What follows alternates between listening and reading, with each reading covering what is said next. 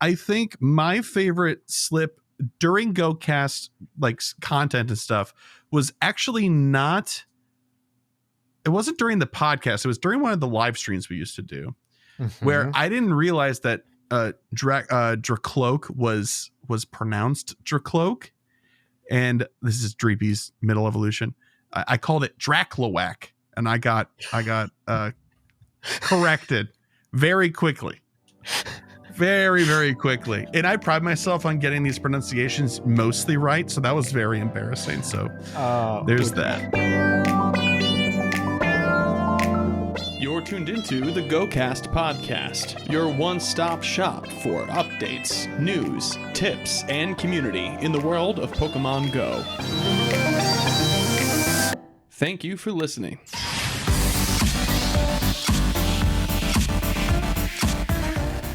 October, send Shiny Zacian and Zamazenta over. The Galarian first partner Pokemon are ready to max out starting next month. And more on this episode of GoCast.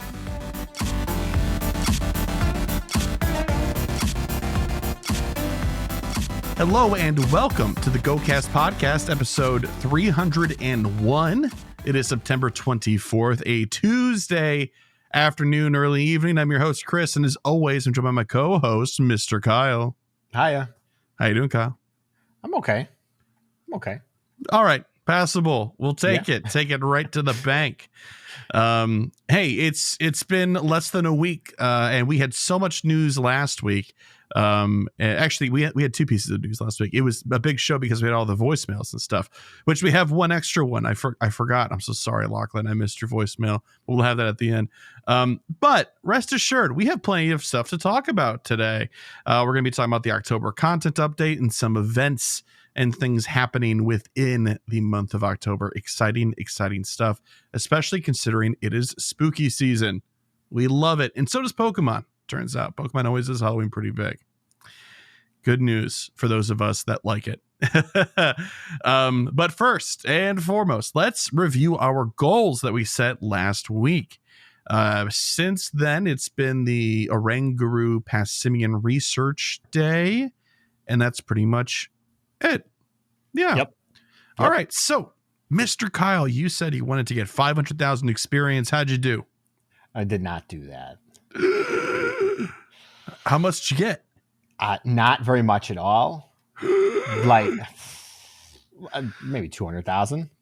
That's still a good amount. I mean, but it's nowhere near what you not wanted really. to Like do. if you do your daily catch every day, and I have the ticket or whatever. Yeah. For the increased experience, you get like 15,000 experience a day just for the daily catch. Oh, okay. Well, all right, fair enough. So what happened? You just forget, or like you just didn't play? This we'll talk about shortly. I just did not play very much Pokemon Go the last 5 days. Real life got in the way, and especially on Saturday when I usually have more time. Yeah. I went to church on Saturday for a memorial service. So Okay. that was an experience. The first time I've ever actually genuinely been in a church for any kind of mass. So It was a Catholic church it too. was a Catholic. I am Catholic. My family is Catholic. You're I was baptized Catholic. So Culturally Catholic. I was officially baptized Catholic. So I can go to heaven, right? That's what that means. I don't actually know.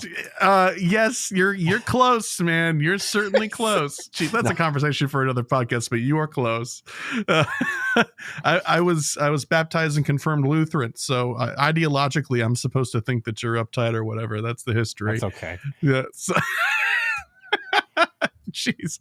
Anyway, how long were you there? Those tend to go for a while, right? I was there for about an hour, but it was an hour and a half drive from where I am. So, word. Yeah. Like, and then we went to lunch afterwards. So I left at like 8 a.m. and I wasn't back until almost 5. Oh, so yeah. Was it this one of the things, despite what anybody's opinions about anything with that has to do with it, right?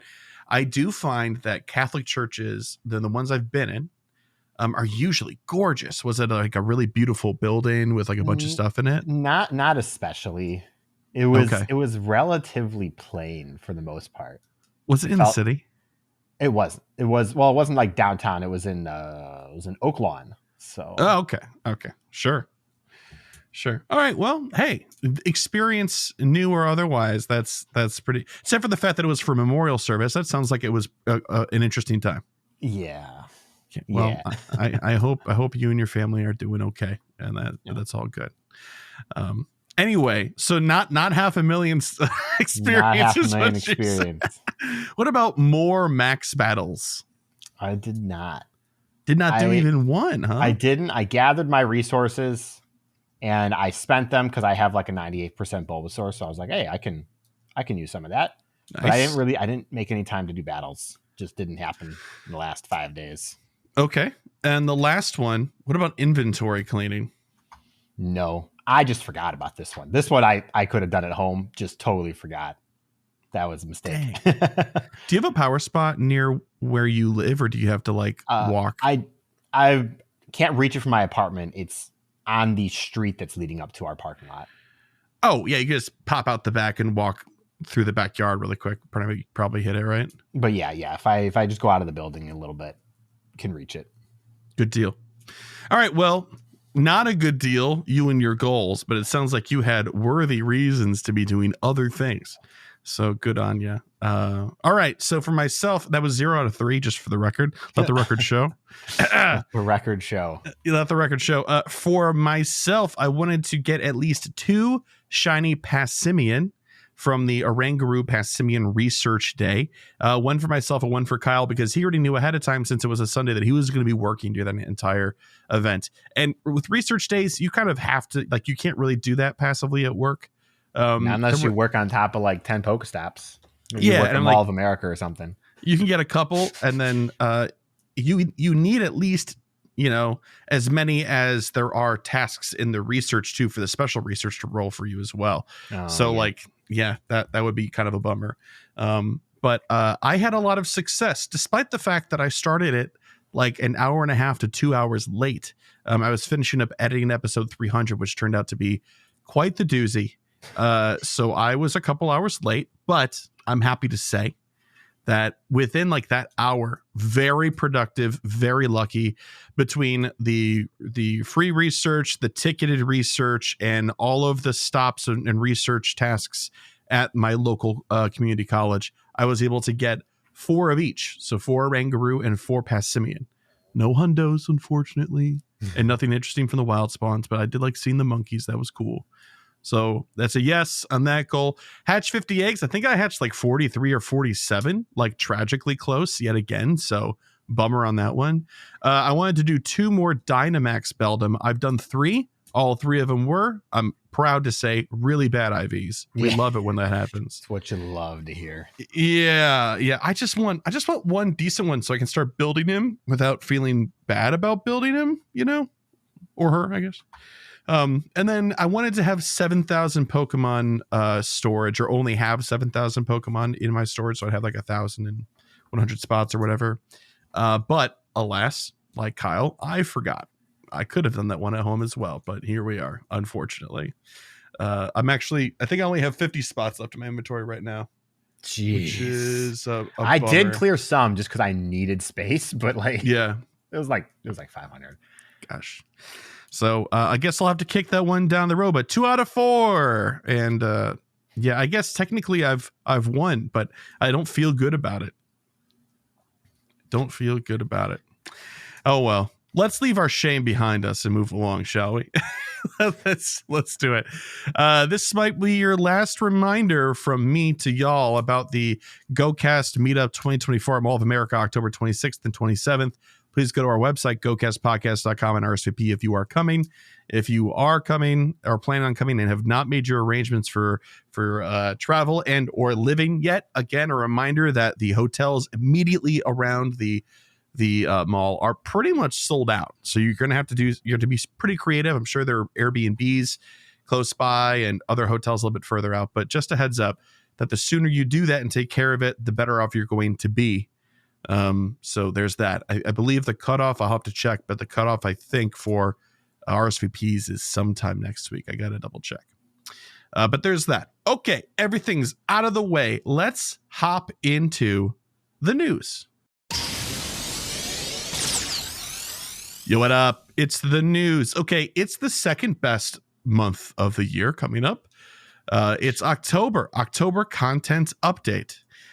We got like the fun infographics and stuff. And what's great, I'm happy to say, hey, now that we've gotten Dynamax battles added to these graphics, we have graduated from 4 graphics to 5. Oh man, it's awesome. It has to span 2 X posts now. Oh, that's great. Also need to apologize. We did not cover the September update. So sorry about that. We didn't? We did not.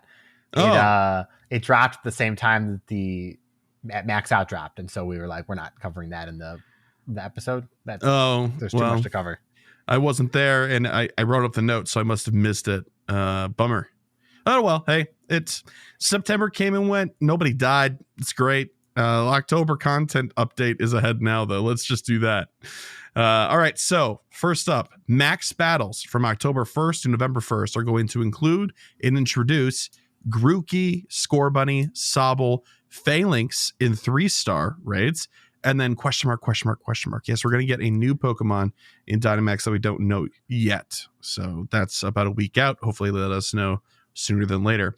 In 5-star raids, you're going to be seeing Zamazenta from October 1st through the 14th. This will be its shiny debut in its Hero of Many Battles form. Then Giratina O makes a triumphant return. Let's go. Yeah. October 14th through the 28th, followed by Darkrai from the 28th of October through November 4th. Mega raids following a similar format will be Mega Blaziken October 4th through the 14th. Mega Sableye, October 14th through the 28th, and finishing up with Mega Banette, October 28th through November 4th. In Shadow Raids, we're seeing Shadow Entei return on weekends. Raid hours will be Zacian on October 2nd, Zamazenta on October 9th. Giratina O gets the duo of October 16th and October 23rd, and Darkrai will be in raid hour October 30th. Some of the events for the month, we know some of these, and some of these we don't know anything about at all. Galarian Expedition, which we talked about 2 weeks ago now, last week, something like that. October 4th through the 11th. It's going to be the first real big event. October Community Day is October 5th. That's going to be Sawaddle. Love it. Yeah. Mega Raid Day for a raid Pokemon that we don't know what it is yet is October 12th. Magnetic Study. It's going to be an event from October 15th through the 17th. Probably a safe bet that it'll be steel related, I guess. Research Day for a Pokemon we don't know yet is October 19th.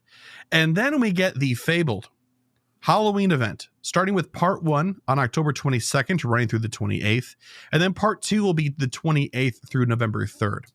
We have 2 mystery events. One of them is October 26th and 27th. Yes, you heard that right. That's the weekend of our meetup. So maybe we're getting blessed with a cool event.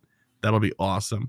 And then there's another mystery event on October 31st, running through November 3rd. So lots of potential for some cool stuff from there. Do we have any guesses, Kyle, you might think? I have no idea. Honestly, because you can't say it's going to be like a raid day because it's 2 days long, and then the other one's 4 days, of course. Do we? And we? Oh yeah, the Galarian Expeditions takeover. I don't know. Yeah, I don't know either. It'll be interesting to see. And two-day events usually have a lot of potential, especially when they're on a weekend like that. So we'll just have to wait and see. Fingers crossed.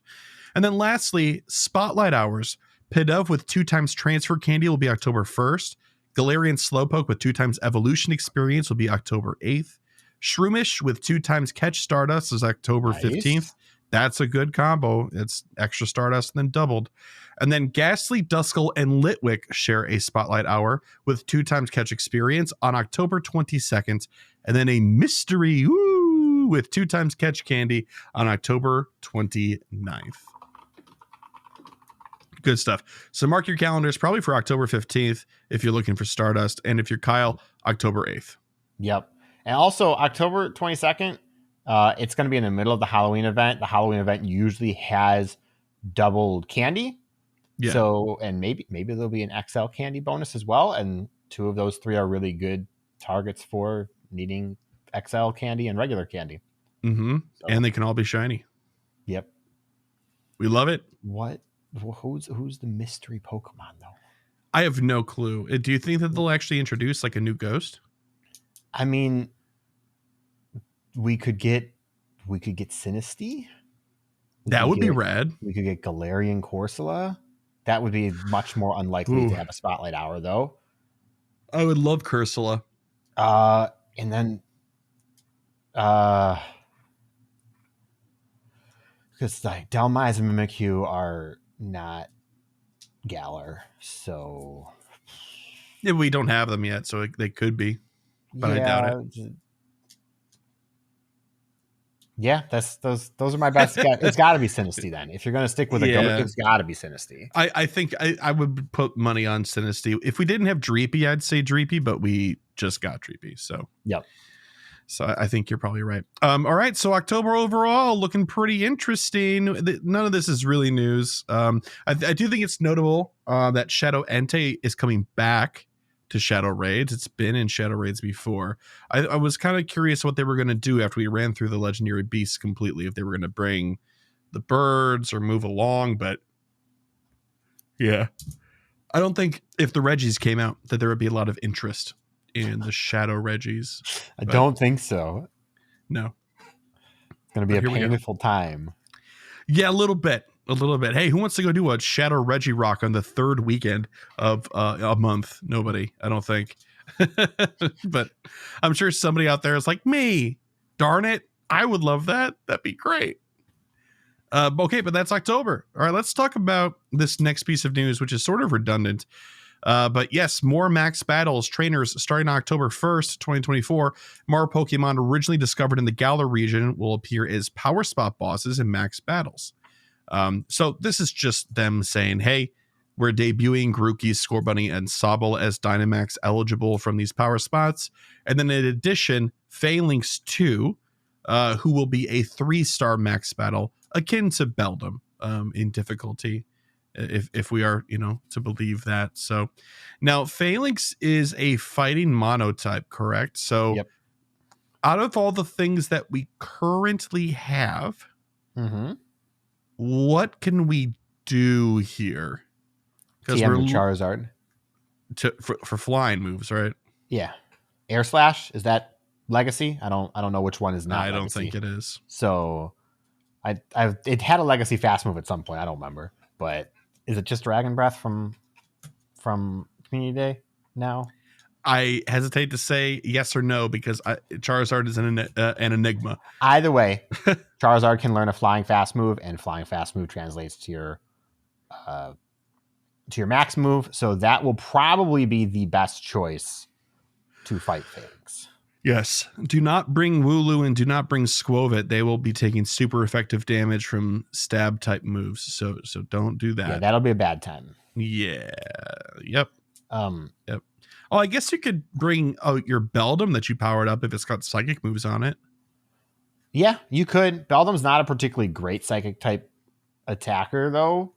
And I definitely would not recommend evolving one without Meteor Mash. Just because, unlike Charizard, I don't know, I think it's a huge difference. Well, with Charizard, it's a massive difference. But I don't know. Beldum, it just feels much worse to do that with. Yeah, that's fair. Something I want to note here, and it kind of stands out now, we have this second wave of max battles coming out. They're starters again, because of course they are. That's what gets people to show up. We know that. But they are starters that also have Gigantamax forms again. Yeah. So for those who don't know, we mentioned it before, but Dynamax as a system also has special Pokemon that can Gigantamax, and these are specific to each individual Pokemon, and it's sort of akin to a Mega Evolution in that they get a completely different look. They have a special signature max move, which I don't know how that's going to translate to Go, but it's usually very good in the main series. But they're separate from Gigantamax, a regular or Dynamax.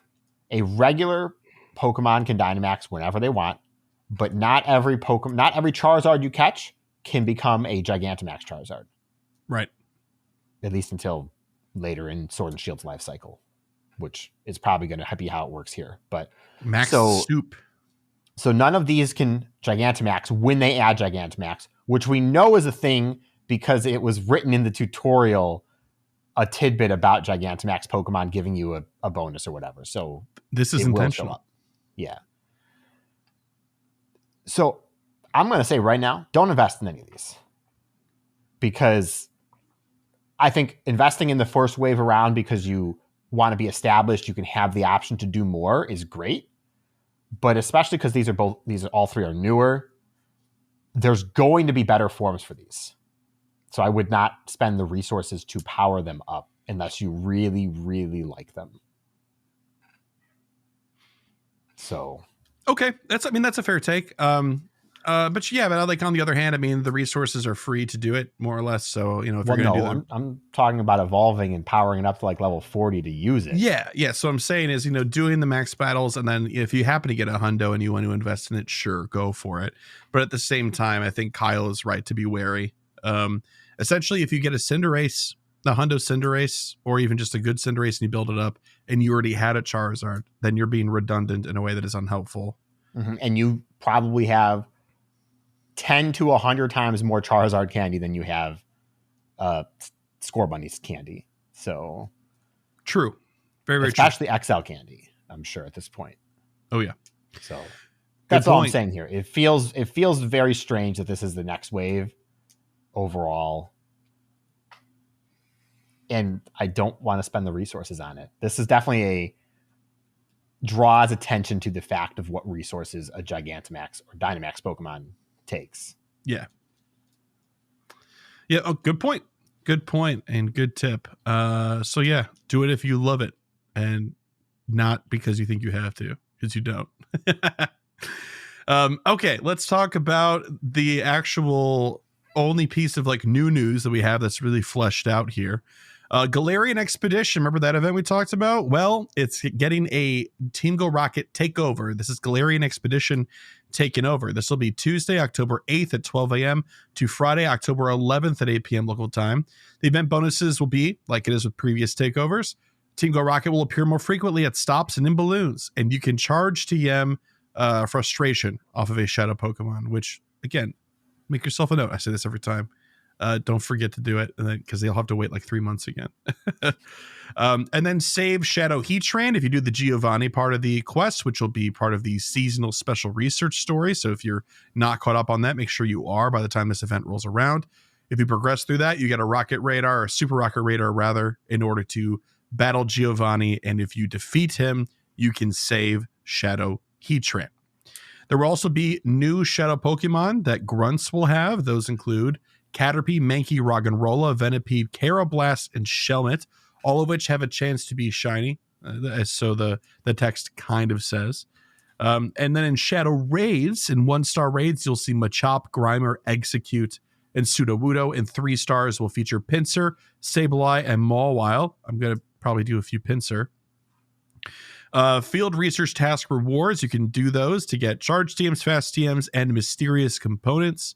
And then there will, of course, be showcases, a web store offering, and an event bundle for all of your Team Go Rocket needs. A pretty thin layer of stuff to go on top of an event that's already happening. Again, Shadow Pokemon are what they are. So if these new Shadow Pokemon available from Grunts are exciting or interesting to you, or if you are building out your Shadow Dex or your Purified Dex or whatever the case it is, this is an opportunity to expand that a bit and get your head start on it if you care about that. Other than that, I mean, I feel like, I don't know, it's good experience. It's a lot of rockets to work on for your metal too. Yeah, I mean, the TMing of Frustration is really what it's here for, honestly. Because it's not Heatran. That's not true. It won't have Magma Storm, but if you can TM Magma Storm onto it, Shadow Heatrans should be really good. Yeah, but in a competitive field that people have other Pokemon for.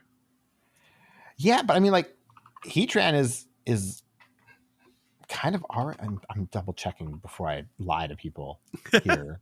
Not lying, misinform. Everything's always filled with shadow things. Heatran is good, okay? Heatran is good. Shadow Heatran will be good, although you will probably want Magma Storm on it. Yeah. So that might not be worth the investment, but it's not a just useless shadow Pokemon potentially. No, I don't think that it's useless. I just think that it's not as exciting as a different shadow might be. Although I don't think we've seen it. Is this our first time seeing this? This is new. Okay. That's what I thought. Yeah, so it's exciting in that regard for sure. Okay, I take it back. That is exciting. We like to see debuts. Oh, it's Machop Spotlight Hour. Wow, look at that. It is Machop Spotlight Hour. 2 times catch can or experience right now. Go Pokeball Plus. Anyway, I think that's kind of it. There's not a whole lot more to say about this event. And it almost makes you wonder why, when they did the Galarian Expedition event blog post, or whenever they do any of these event blog posts, why don't they just include the taken over stuff with it? Yeah, I agree. Well, everything's got different release dates for their information. I suppose so. I just don't see what would have been in this that would have been so awful to include to begin with, right? I agree. And I think one thing to say, because we're going to ask about this later, this taken over feels better than the last one, for sure, by a lot. Oh, yeah, I'm ready to have that conversation, but let's have it later. Okay. I have feelings about that too. Okay. Definitely, because the last one was Adventure Week, right? Yeah. The worst Adventure Week we've seen in years. Maybe ever. Most people will agree with that. Some people will debate you. Some people feel very passionately about the one in, I think it was 2022. They were like, this is the worst thing we've ever experienced. But I disagree with them, but I know they exist. Well, I must not agree with that because I don't even remember it being bad. Yeah. So anyway, all right. That's it for the news, which means that we're going to be going into, it feels like it's been so long. Gear up. This week on Gear Up, we're going to be talking about raid changes. Just a general discussion, because I'm going to be honest, I still don't fully understand what has happened, and I don't think the community has fully understood what's happened. We're still learning. People haven't even noticed, man. Oh my God, I don't know how you couldn't notice. I've only done a handful of raids in the last 6 or 7 weeks, so yeah. My experience is very minimal. I have a link to a Reddit analysis that is actually great, that hopefully Chris will remember to put in the show notes for people to read more detailed information of. You bet. But broader information, all fast moves have been updated, which is to say all raids in general now function on a 0.5 second interval. Previously, it would function on, I don't know how frequently, but it must have been 0.1 second because we had 0.1 second difference between moves and it mattered. What this means is that everything is being rounded to the nearest half second. So if something was 0.6 seconds, it's now 0.5 seconds. It just happens faster. All the stats are the same. They haven't changed anything. If something was 0.9 seconds, it's 1 second. If something was 0.7, it becomes 0.5, which is huge. Mm-hmm. As I'm going to give you an example in a second. My favorite example. And this has obviously affected a bunch of moves, both positively and negatively. Some moves just got a random 20% damage increase for no reason, and others lost 20% damage for nothing. Ugh. And then, of course, this all translates to charge moves to a lesser extent because you still have to generate the energy, but how long it takes for the charge move to come out is also rounded. So it's very significant. How significant, though? It's a great comparison because I've talked about this one a lot. Shadow Claw versus Lick. Shadow Claw used to be 0.7 seconds for 9 damage and 6 energy. And now it's 0.5 seconds for 9 damage and 6 energy. It's just a straight 20% increase. Just all right. Free. Just here you go. It just deals 20% more damage. No problem. Compared to Lick, which has always been 0.5 seconds, but it did 5 damage and gave 6 energy. Previously, Lick was the better move. Just straight up, it was Legacy on Gengar, But if you had a Gengar, you really wanted Lick, preferably. Overall, it wasn't the biggest deal. It was like a 5% damage difference overall, but it mattered. And now Shadow Claw it's just straight better. They do the same energy, except Shadow Claw does almost 50% more damage, which is ridiculous. That is pretty crazy. So, like, that's just an example in a nutshell about how this change has affected every Pokemon. Every single Pokemon has been affected in some way. I'm sure you've seen online the infamous example of Kartana. Kartana is not useless, by the way. Don't let people tell you that. It's just not as good as it used to be. So if you still have a level 50 Kartana, that's still probably your best choice for anything that's weak to grass. Until, like, Meowscarada has its community day. Because when Meowscarada gets Frenzy Plant, that's probably going to cause some problems. Sure. For everybody, and also a lot easier to get your XL candy for. But we could only be so lucky. I mean, one day. Yeah. Just like 2027, maybe? Yeah. That's probably a fair guess. So as you can imagine, the damage update has significantly changed the face of tier lists everywhere.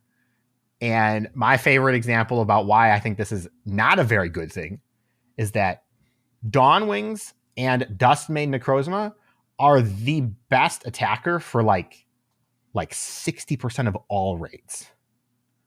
Or at least they're in the top 10 for everything. Really? If they can do neutral or super effective damage with their moveset, they are basically the best choice to use. Their stats are that good, and they also have great moves. Necrozma, Dawn Wings has Shadow Claw, for example.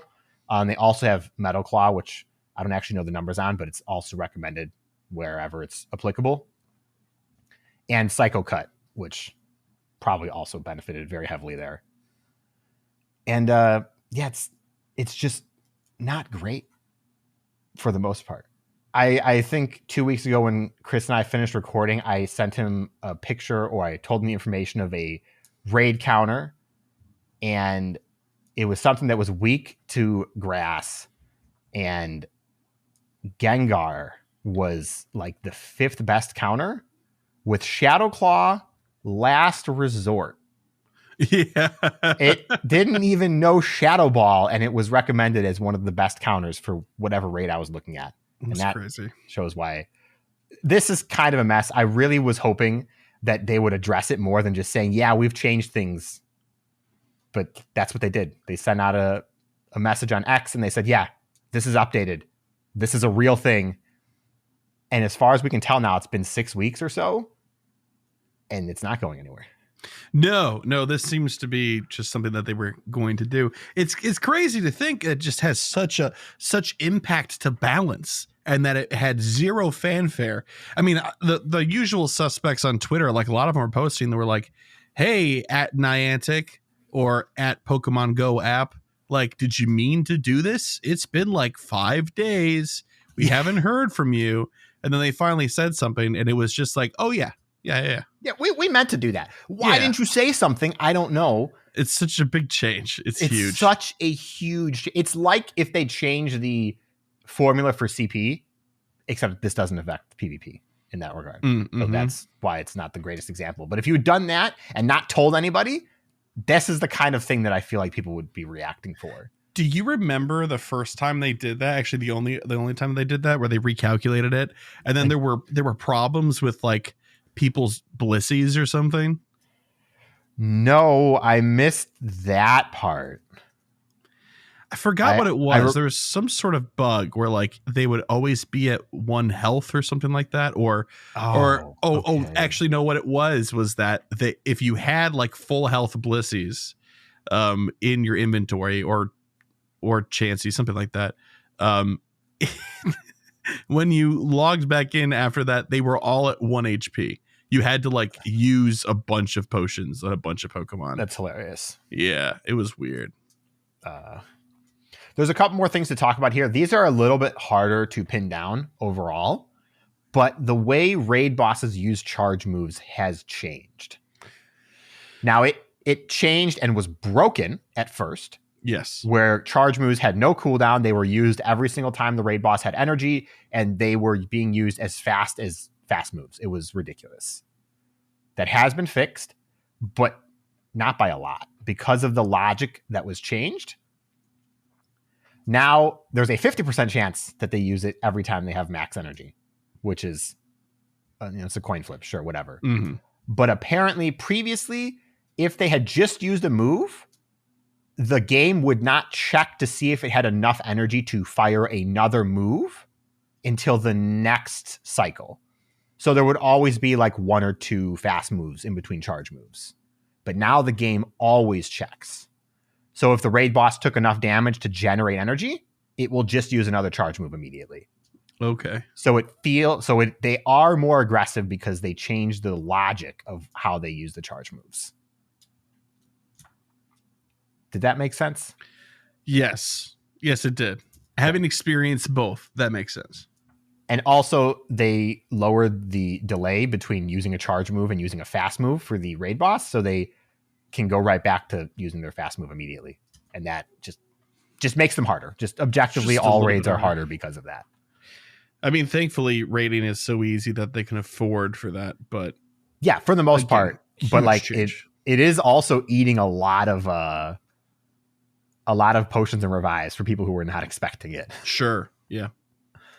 And then lastly, dodging was changed somehow. It's more effective. Like the more you can dodge more moves and survive than you could previously. The example somebody gave was they fought a Mega Houndoom and they were able to survive 9 dodges, where before the update they only survived 5. Oh. I think the theory discussed on the Reddit post from their analysis was that you get bigger damage reduction the lower your health is. I can't tell you if that's true. We don't even know. They don't even know if it's true, but that's the working theory right now. So dodging does actually have more value than it did previously.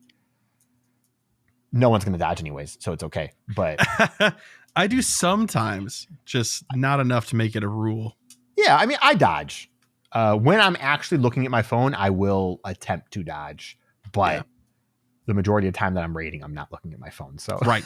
It's just a tap and talk. Tap and talk. And that's a general overview of the raid changes. We really are still like in the fledgling stage of figuring it out. You got to remember, we had 7 years to calculate all of the information we knew about raids beforehand. So it's gonna take a little bit of time. But all the damage calculators are updated as far as I can tell. So if you go on like gamepress.gg or something, they will tell you accurate to current mechanics. But moves still have timers on them in the codes. So like if a move in the code says 0.7 seconds, it still is 0.7 seconds. It just comes out in 0.5 seconds. Very confusing. Very confusing. Please, I don't like that. Every single move needs an update is what this did, and they're not going to do it. No, that's a lot of work that's unnecessary. It's easier to write a function that just resolves them rounded, right? Like it's doing anyway. So it's kind of frustrating. I'm not going to look under the hood at that code ever anyway, so that's probably okay. Oh, wow. I can't believe that they actually did this and on purpose and didn't say very much. It's just crazy. It's just crazy to me. Now, do we think that we're better off after these changes? Do you think, I mean, like besides the upheaval, right, that this caused with the meta and things that you've invested in are now less good, or things you would not want to invest in the past are now much better? Like besides all that, do raids feel better? Do raids run better? That's really the big takeaway, right? Because that's what we think was the motivation behind this. Yeah, I mean, I agree with that idea about the motivation. I have not done enough raids to be able to give my thought on how it feels. Okay. I think the rounding, the 0.5 second intervals, is probably a better thing across the board of the game, minus the fact that you have to build completely different Pokemon if you want to min-max it. Yeah, but we'll get over I don't know how significant the charge move things is for maybe more difficult raids or doing raids with less players, which is where that will have the most impact. Yeah, definitely in the settings that I've rated in since then and around these changes, I noticed that like Kyogre was casting Thunder really quick over and over and over again. For sure saw that, but it didn't affect the raid at all. It felt the same to me outside of that. So I got nothing to say, unfortunately. Hopefully more math comes out about this and people have more opinion pieces and talk about it so we can learn more. But yeah. Yeah, I agree. I keep looking to see people who've written more stuff about it, and they're just taking their time doing the Fair math. enough. I mean, everybody was so apprehensive because they didn't know if it was going to stick around or not. Like all the websites with calculators on, like you just said, updated. Like that's recent. It didn't happen initially because why go through all the work of overhauling your entire website if it's not going to stick around and like revert? So we're on the other side. This is our new reality, folks. Go check those DPS charts. And I mean, at the end of the day, when you're talking about raid DPS and you're not short manning, you're not, doing things that are outside of the scope of your level, right? Like Kyle was saying, this is not going to really change a whole lot. So what if your number 3 DPS that in rock type that you have powered up is now like rank 8? That doesn't really mean much. Nope. And the real takeaway is, if you're not doing raids with like less than 5 people, as long as you bring a Pokemon that does super effective damage and stab preferably, you will be fine. Yep. You'll be fine. And I think that's something that maybe people might freak out a little bit more about, but it's okay. It just means they care. Yeah. Okay. All right. Well, thank you, Mr. Kyle, for that very informative gear up. Good luck out there, Raiders. All right. We're going to take a short little break here. When we come back, it's going to be PokéPoll time. And we're back with last week's PokéPoll, which was, will the introduction of shiny Galarian birds inspire you to use your daily adventure incense more often? First response from Triptando said, I love the shiny choices for the Galarian birds. Absolute S+ tier shiny design. For those who haven't seen it, they just took the color palette of the regular birds and put them on the Galarian. It looks good. That's fun. Yeah. I definitely want to catch and probably mirror Lucky Trade all 3 of them. Also, Galarian Moltres has gotten a huge buff for PvP with Sucker Punch and already placed top 3 in the first official tournament last week in Baltimore. That viability makes me want to grind for a better one already. I will absolutely be motivated to do at least a 15-minute free incense per day, but I still do not like the massive Stardust plus Dialga or Rare Candy cost for Roar of Time adventure effect. I will say, though, I'm interested to see what they do with the spawn pool. Much love, Tristan. Yeah, right. That's fair. I didn't even really think about the context of using Roar of Time in regards to this question as well for the shinies. Oh, I mean, sure. It's just not something that we're ever going to do. No. I did use my adventure incense though the other day for the first time in a while, and I got bunk from it, man. Yep, every time. Absolute bunk. Next response from Artemis Dragon. They said, hey, GOCast, to answer your question, absolutely not. I think it's great that the Galarian birds will be shiny eligible once that event starts and all. And I might use my daily adventure incense on Saturday if the mood strikes, but I'm just not a fan of using incense anymore. So much so that I still have 2 Master Balls just chilling. Incense in general is so forgettable that the game has to tell me to use it nowadays due to how lackluster this outdated item is to me. Not that I even need it since I get my steps in whether I'm playing Go or not. Maybe a Pokemon spawn from it, I'd be on board. Maybe a better Pokemon spawn from it, I'd be on board. Because as it is now, I'm not really excited about catching 12 Pokemon boosted by weather, 8 event spawns, and a handful of evolved Pokemon that I'm just going to toss out. I know that Twitter loves to overhype everything and makes it seem as if everyone is swimming in Galarian birds, but the reality is far from what we see online. Oh, 100%. People post their W's, not their L's. Yep. Yeah. No one wants to see the L's. What are you going to say? A screenshot of your incense recap that just has 14 Caterpies and 3 Pidgeys on it? I mean, sometimes if you're cataloging it, yeah. Sure. But I'll tell you what, I very rarely post on social media. But today I did post a screenshot of my Hundo Gumi to just illustrate this point. But besides that, I just like my friends' posts, and then that's it, you know. But yeah, that got me to do it. So definitely a lot of truth and psychology to that, I think. Yeah, and it's also, I think, fair that incense don't feel very good to use outside of events. I will say it. Yeah, I don't ever use an incense if there's not something event related happening. A Go Fest, a tour, a community day, something like that. Yeah, but also, are you ever really playing outside of events? Yes. Oh, I very rarely play outside of events. when I play outside, like when I play regular, I go to places that have spawns. Yeah. I'm not going to go walk around my neighborhood, which has very bad spawns, and turn on an incense because I'm not going to have a very good time. I'm going to catch like as many Pokemon as if I just stood still at a park instead. Yeah, very true. Next one is from Lou the Legend. And they said, currently I use the daily adventure incense when I go for walks at lunch, so that won't change. But what will change is my increased use of Roar of Time for the ability to make the incense last longer. Most of the time, my lunch walk is around 30 minutes, so I will likely extend the duration to last the entirety of the walk instead of a portion. However, the impending Montana winter will eliminate the daily adventure incense usage almost entirely, so I will only get a taste and then have to pick it back up in the spring. Very fair. Very fair. We're getting ready to start feeling that soon. It's just fall down. Slow down. Hey, yeah, but the next thing you know, you're going to blink and it's going to be December. Yeah, we'll be covered in snow. Great.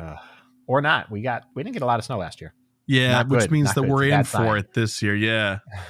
But we do have one voicemail as well. We got a response from Sarah Manda. Let me play it here. Hello, GOCast. It's Sarah Amanda here. So, to answer the PokéPoll question, yes and no. Mostly no. The shiny Galar chance I don't think that'll actually get me to use my daily incense more than normal, because I'm just really bad at it. Like, I want to min-max everything, so I think, I want to use this when I can really focus 15 minutes of staring at the map so I don't miss anything. But then that just results in me just never using it. And I mean, this is like a free thing. So I've been trying to just use it more often, even if I'm only going to be like looking at the map for 5 minutes because then I got distracted. It's like, okay, well, the 5 minutes is still like a lot better than just not using it at all. Because like usually I'll try to use it when I go on my nighttime walk, but I'm doing so many things at the same time. I'm like hunting monsters. That's usually when I try to open my gifts, because I try not to do that right before I go to bed, because I do too many things right before I go to bed. Ideally, I should try to read a physical, non-digital book before I go to bed. That's my real goal. But anyway,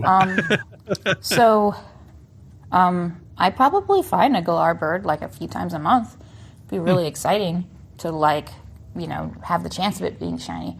Will it actually get me to use it more often? Probably not. But hooray, shiny chance is always fun. What I'm really hoping is I'll get like a decent, like the next Great League eligible Galarian Moltres I see, I'm going to chuck my Master Ball at it, because I get like a mini heart attack every time I accidentally click on my Master Ball when I'm just looking at a boring normal Pokemon like a Bidoof or whatever. Yeah. And so the faster I get rid of this Master Ball, the faster I can, not accidentally die because I used one and had a heart attack. So yeah, the fact that I could find a shiny bird and it's a guaranteed catch it eventually after you chuck a bajillion balls, that's great. I'm still going to use my Master Ball on the next Galarian. Unless it's shiny, don't do it. Probably Great League eligible. Maybe I'll use one if it's Ultra League eligible. I don't know. I would like to reduce the potential heart attacks. Anyway, that's my problem though. That's all. Peace. Sorry, Amanda. Yeah, good point.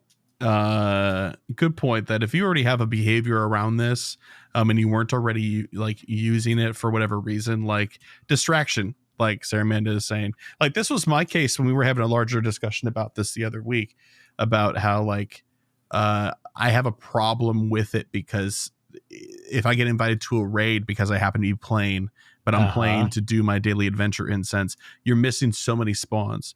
And this was also the case that we made around the shiny Galarian bird of like, if you are spending 10 minutes chucking balls at the shiny Galarian bird, you're missing out on all those other spawns. So I feel that argument in my bones. I do. Yeah, absolutely. Yeah. I get so distracted very easily. Yeah. Even when I have Go open, because I like to play Go more passively when it's not a community day. The plus does a lot of work. I've started daily adventure incense at least, and then caught like 7 Pokemon from it. Yeah. Oh gosh. No, there have been times when I've done a daily adventure incense and then I switched to like Spotify to start a podcast or something. And then I like check X or something really quick, or my email app or something like that. And I come back and I'm like, oh, I've got 10 minutes or I've got 5 minutes left on this thing. Like I forgot, completely forgot. Yep. Also, you got to hoof it to get the most out of a daily adventure incense. Yeah, you do. I work up a sweat if I wanted to get the maximum amount of spawns. If you want to see, 28 or 30 spawns. So that's what you got to do. That's a tough one. Yeah, definitely. But thank you for the voicemail, Saramander. Appreciate it. All right. So for this week's PokéPoll we have, how do you feel about Team Go Rocket takeover events? I imagine we specifically mean events where they nestle themselves into another event, such as the last 2 in a row that we have had currently. Yeah, 100%. I think that's much more interesting to talk about. So, Kyle, what do you think? How do you feel about Team Go Rocket takeover events? I know we alluded to comparing this one from Adventure whatever to the Adventure Week one. Galarian Expedition and Adventure Week are 2 examples right now. Yes. I think it can work well. I think it works when it's nested in an event that was already kind of not full or not complete. Sure. The Galarian Expedition, like, it didn't really have a huge identity. It released the Galarian birds are going to be coming out at Shiny, and then there's going to be a timed research to complete. But like the spawns are not super crazy, and there's nothing else super. Zacian's shiny debut. Yeah, the shiny debuts, but those are in raids, so I don't think it really detracts from like anything else that's happening, at least. Yeah. Or at least I don't think a takeover detracts from that. Sure. And so the takeover is fine over the course of the weekend. I don't feel like, oh no, I'm missing out on my event because the takeover is happening, or I see too much of my event while the takeover is happening. One of the two, whichever one you care more about, I suppose. But then you have the opposite, where you had the takeover during Adventure Week, and while Adventure Week was already not very good, that was a conscious decision by them, not because the event didn't have enough going on. And the Rocket event felt like it was taking away from Adventure Week. So I think there's a line where a takeover is good during an event. Yeah. Okay. I buy that argument kind of wholesale, actually. I agree that it did not feel great juxtaposed to the Adventure Week event, because the Adventure Week event did not feel great in and of itself. So I think that it's got to be part of an event that feels complete. And this Galarian Expedition one feels more complete for sure, even if it felt a little thin in different parts. This is just like a small layer, like a cap on top of the event, right? I don't know. I for some reason I'm like just not thrilled with them. I kind of like it when they are on their own standalone thing, because it would be different if the featured Pokemon, like the new Shadow Pokemon or whatever the case might be, or the new Shadow Pokemon from Giovanni that you have to save, was thematically appropriate for the event that they are quote unquote taking over. But they're not. At least these two examples have not really been. I think we got some Shadow Fossils for the Adventure Week one, but like, so what, right? But we're not seeing like a Shadow Zacian that Giovanni has, right? Like that would feel appropriate. And to me, then that disconnect makes it feel kind of weird and kind of cheap and almost like shoehorned in, where they're like, oh, we got to have this Rocket event every 3 months So slap it on top of this one, right? The format might work, but it does feel weird to me, identity-wise, I think. I think you really nailed that for sure. That I didn't really think about it, in that the Rocket events can feel substantial enough they can be their own thing. We've seen it happen. We know that they can fill the event to make it worth it. So yeah, when you see it kind of tacked on top of something, it doesn't feel as good. Yeah. And unfortunately, we've gotten into this cycle that will, like, you can't break it without fundamentally changing something in the game. More Shadow Legendaries need to come out because people want them and because they're really good, like statistically. And people need time to TM their frustration away. And they last for so long. Like, the Rocket rotations aren't as long as they used to be. They've been good about it for the most part. Mm-hmm. So that's good. But still, for somebody who maybe doesn't play this weekend or something, because remember, it's only 3 days. It's really easy to, like, have a birthday party on Saturday and get sick on Sunday or something like that. Like, it's so easy to miss a weekend window. It is very true. You have what? 3 months or 2.5 months to wait for your next one whenever they choose to do it. The frustration on a Shadow Pokemon requiring the event is something that really limits the design space they have for the events themselves. Definitely. And I do feel like there is one exception to that, which is the special research to, like, rescue whatever the Giovanni one is available until the end of the season. So, like, there's that. You don't miss out on that, I suppose. But the TMing frustration is so huge. Yeah, because effectively every single Shadow Pokemon you catch is worthless until you can TM frustration away. Oh, I mean, unless it's one of, like 10 or 15 that are good to purify because you want last resort on it, for example. Or you just add the extra move, right? So then you've got your Metagross with your with its frustration and Meteor Mash. But yes, that is fair. But like that, why should I have to pay a tax because you've tied this to an event? I don't know. I see the argument there for sure. They want us to pay attention, and that's their way of doing it, I guess. But still, it is easy to miss. But anyway, I'm eager to hear what everybody else has to say or thinks about this. So, dear listener, if you would like to answer this week's PokéPoll question, which is, one more time, how do you feel about the Team Go Rocket takeover events? You can answer when we post that on X at GOCast Podcast. If you're a patron supporter of ours and in the patron Discord as a result, we have a PokéPoll channel. The question we post there, and you can answer there. If you're listening on Spotify, you can reply directly to the episode in the mobile app, or I'm not sure if you can in the desktop app. I hope you can. Just leave a comment with your response. Or if you watch in the YouTube version, hello, YouTube. How are you? Please subscribe. You can leave a comment, and we'll take the answer there as well. You can, of course, do the old-fashioned way. We got 2 avenues of doing that. One is leaving a voicemail by calling 262-586-7717, or you can send us an email to mail@gocastpodcast.com. And speaking of emails and voicemails, Mr. Kyle, it's the end of the episode here. We're getting there. So where are we in particular?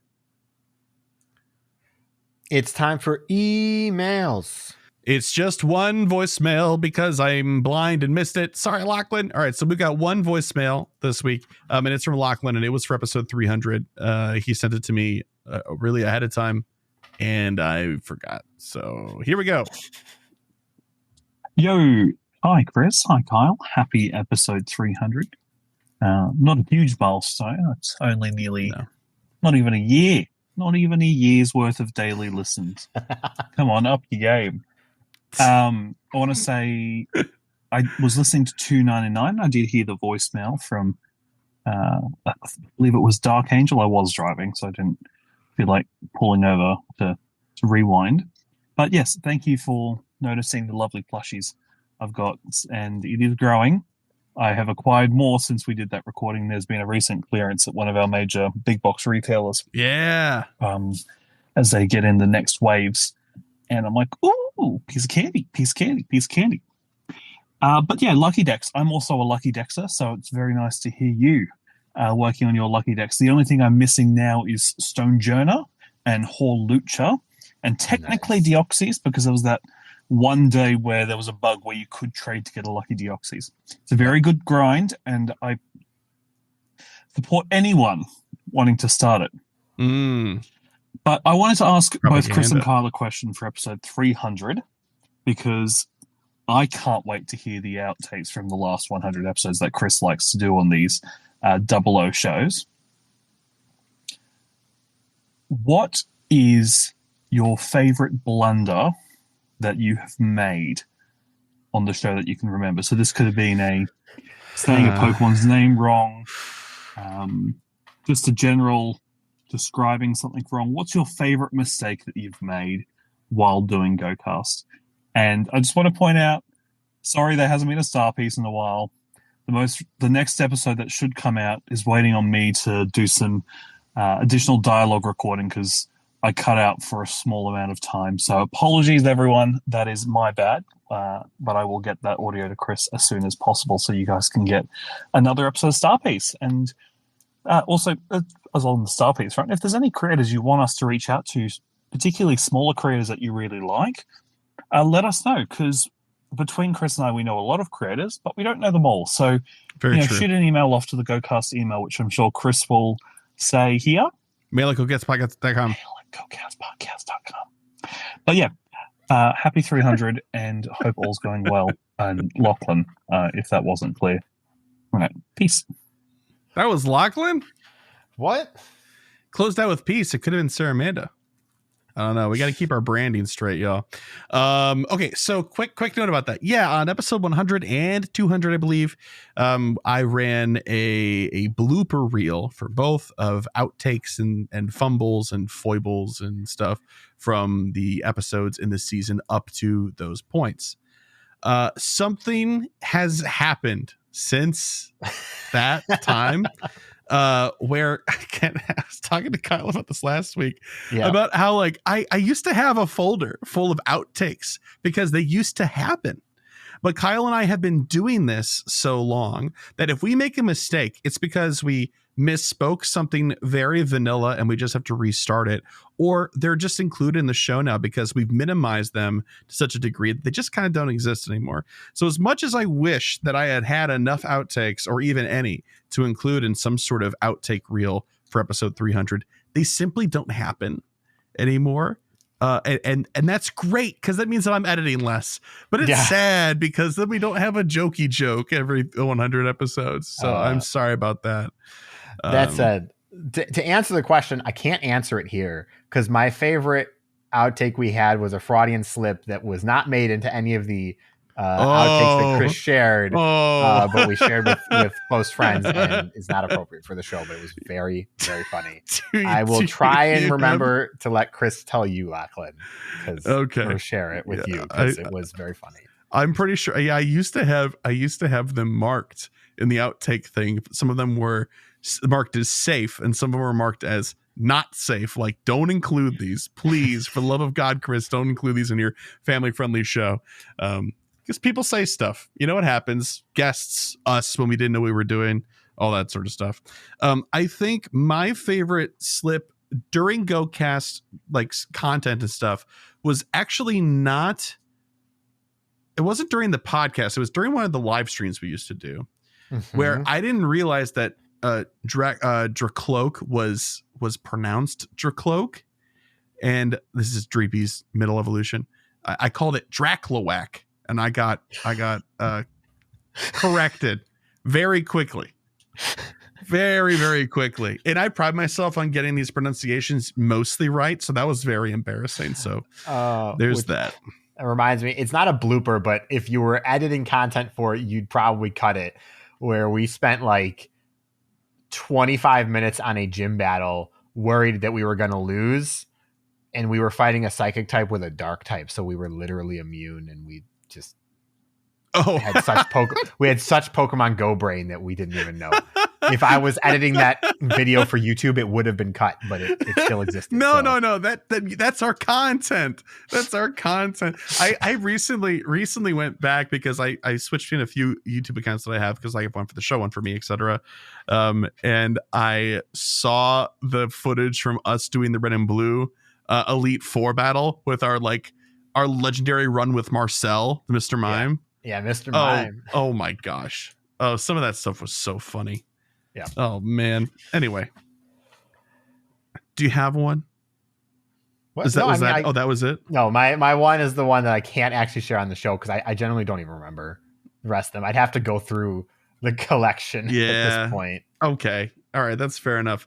Well, sorry, Lachlan. Hope those answers suffice. And Kyle will have to remind me to get you the one file that we're talking about because I have them and it's marked. It's certainly marked. Do not use.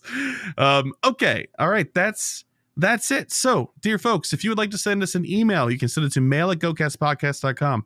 Send us a voicemail by calling 262-586-7717 or just emailing a voice file. That works too.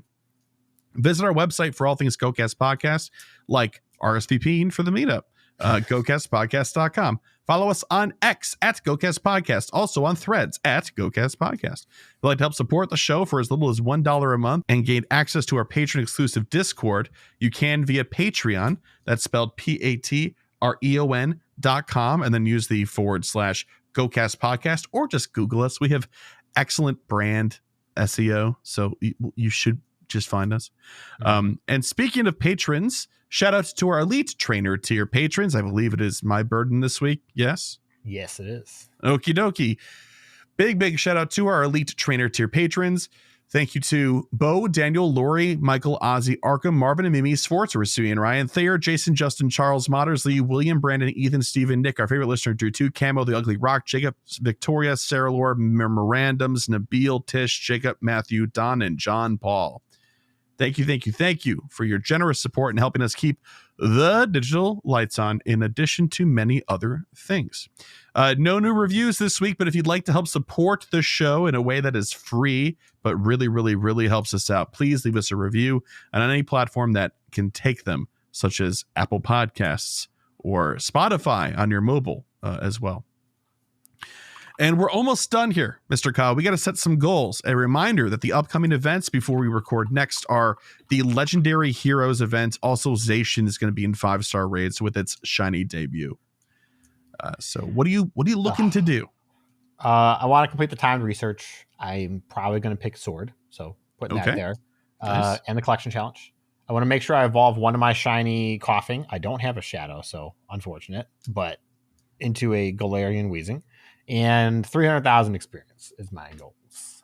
Nice. Okay. I want to get a shiny Zacian. I want to evolve my Shadow Shiny Coughing into a Shadow Shiny Galarian Wheezing, because I think that'd be pretty rad. I'd like to finish the collection challenge / challenges and do the timed research. I haven't made up my mind, but because Kyle's going Sword, I might go Shield, just so we have a spread experience. I literally am only going Sword because it has Passimian. So on the weird chance that I also get the shiny from that would be hilarious. But yeah, but I've got 3 for you if you want them. Yeah, but if I get my own, then you can give those to people who might need them. True. I don't know anybody, but they might make themselves then you can transfer them. No, foolish mortal. No. Okay. All right. That's the end of the show. Thank you all for listening all the way through. We will see you next time for episode 302. Make sure you're listening to PvP Corner. Lachlan and I are working on Star Piece. And go give MHN Cast a listen. Monster Hunter Now Cast with Sarah Amanda and Maxitron. They are still hard at work with that. So go check it out. We'll see you next time. Bye-bye. Bye.